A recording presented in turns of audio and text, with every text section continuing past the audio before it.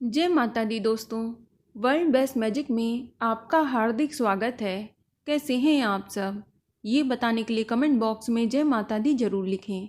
दोस्तों, आज हम सुनेंगे पौष पुत्रदा एकादशी की व्रत कथा, जो इस प्रकार है। भगवान श्री कृष्ण जी के चरणों में प्रणाम करके अर्जुन ने कहा, हे भगवान, आप कृपा करके ये बतलाइए कि पौष शुक्ल एकादशी का क्या नाम है, उसकी विधि क्या है और उसमें कौन से देवता का पूजन किया जाता है। भक्त वत्सल भगवान श्री कृष्ण जी बोले, हे राजन, इस एकादशी का नाम पुत्रदा एकादशी है। इसमें नारायण भगवान की पूजा की जाती है। इस चर और अचर संसार में पुत्रदा एकादशी के व्रत के समान दूसरा कोई व्रत नहीं है। इसके पुण्य से मनुष्य तपस्वी, विद्वान और लक्ष्मीवान होता है।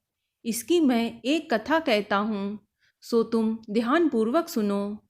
भद्रावती नामक नगरी में सुकेतुमान नाम का एक राजा राज्य करता था। उसके कोई पुत्र नहीं था। उसकी स्त्री का नाम सैव्या था। वह निसंतान होने के कारण सदैव चिंतित रहा करती थी।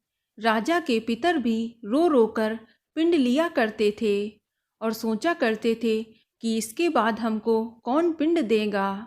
राजा को भाई, बांधव, धन, हाथी, घोड़े, राज्य और मंत्री, इन सब में से किसी से भी संतोष नहीं होता था। वह सदैव यही विचार करता था कि मेरे मरने के बाद मुझको कौन पिंडदान करेगा। बिना पुत्र के पितरों और देवताओं का ऋण मैं कैसे चुका सकूंगा।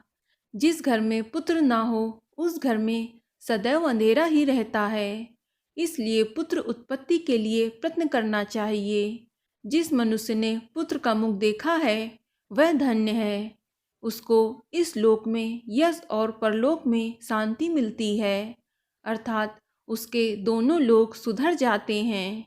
पूर्व जन्म के कर्म से ही इस जन्म में पुत्र, धन आदि प्राप्त होते हैं। राजा इसी प्रकार रात दिन चिंता में लगा रहता था। एक समय तो राजा ने अपने शरीर को त्याग देने का निश्चय किया, परंतु आत्मघात को महान पाप समझकर उसने ऐसा नहीं किया। एक दिन राजा ऐसा ही विचार करता हुआ अपने घोड़े पर चढ़कर वन को चल दिया तथा पक्षियों और वृक्षों को देखने लगा। उसने देखा कि वन में मृग, व्याघ्र, सूअर, सिंह, बंदर, सर्प आदि सब भ्रमण कर रहे हैं। हाथी अपने बच्चों और हथनियों के बीच घूम रहा है। इस वन में कहीं तो गीदड़ अपने कर्कश स्वर से बोल रहे हैं, कहीं उल्लू ध्वनि कर रहे हैं। वन के दृश्यों को देखकर राजा सोच विचार में लग गया।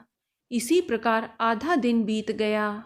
वह सोचने लगा कि मैंने कई यज्ञ किए, ब्राह्मणों को स्वादिष्ट भोजन से तृप्त किया, फिर भी मुझको दुख प्राप्त हुआ। आखिर ऐसा क्यों है?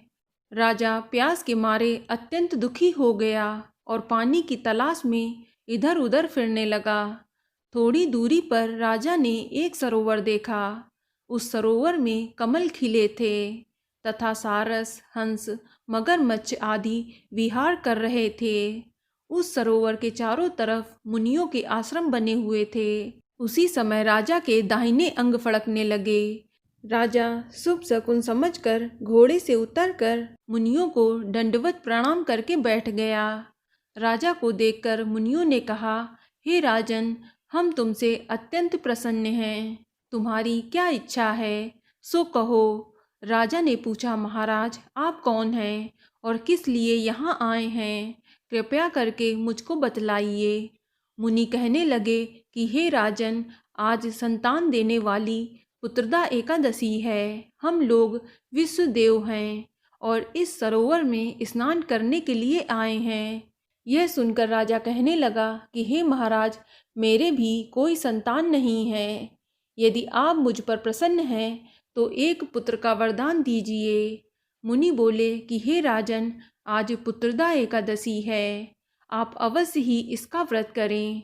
भगवान की कृपा से अवश्य ही आपके घर में पुत्र होगा। मुनि के वचनों को सुनकर राजा ने उसी दिन एकादशी का व्रत किया और द्वादशी को उसका पारण किया। इसके पश्चात मुनियों को प्रणाम करके महल में वापस आ गया। कुछ समय बीतने के बाद रानी ने गर्भ धारण किया और 9 महीने के पश्चात उनके एक पुत्र हुआ। वह राजकुमार अत्यंत सूरवीर, यशस्वी और प्रजापालक हुआ। श्री कृष्ण जी बोले कि हे राजन, पुत्र की प्राप्ति के लिए पुत्रदा एकादशी का व्रत करना चाहिए। जो मनुष्य इस महात्म को पढ़ता है या सुनता है उसे अंत में स्वर्ग की प्राप्ति होती है। तो बोलो विष्णु भगवान की जय। तो दोस्तों, ये जानकारी आपको अच्छी लगी तो कमेंट में जय माता दी जरूर लिखें, और अगर आपका कोई सवाल हो तो उसे कमेंट बॉक्स में अवश्य पूछ लें। और इस वीडियो को लाइक करें, शेयर करें और साथ ही साथ चैनल को सब्सक्राइब करें। धन्यवाद।